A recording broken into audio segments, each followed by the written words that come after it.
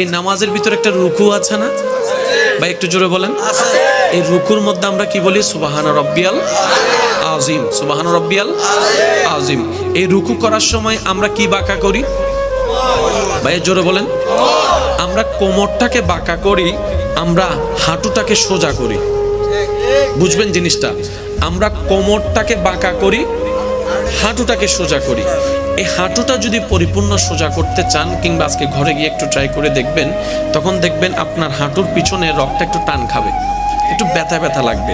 আমরা বেশিরভাগ মানুষ ওই ব্যথাটা না নেওয়ার জন্য আমরা ওই আবার একটু ভেঙে ফেলি, যার কারণে ওই ফায়দাটা আমরা পাচ্ছি না। যদি আমরা পরিপূর্ণভাবে রুকু করার মতো করতে জানি, আমাদের কোমর ব্যাক পেইন সহ, হাঁটুর ব্যথা সহ, এমনকি হাঁটুর মধ্যে যে ক্যালসিয়াম আছে যেগুলো দরকার, ওগুলোর মধ্যে আল্লাহ কল্যাণ দান করবেন। সুবহানাল্লাহ। রুকুর মধ্যে শারীরিক উপকার, জোরে বলতে হবে শারীরিক উপকার।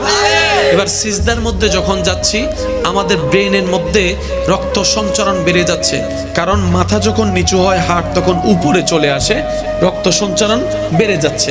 যার কারণে দেখবেন আপনার মাথায় যতই টেনশন থাকুক না কেন, আপনার মাথা কাজ না করা অবস্থায় যদি কখনো পারেন, সিজদার মধ্যে চলে গিয়ে মাথাটা একটু ঢুকাই রাখবেন রবের দরবারে। আপনি নিজেই রিয়েলাইজ করতে পারবেন, যত সেকেন্ডের কাটা সামনে যাবে আপনার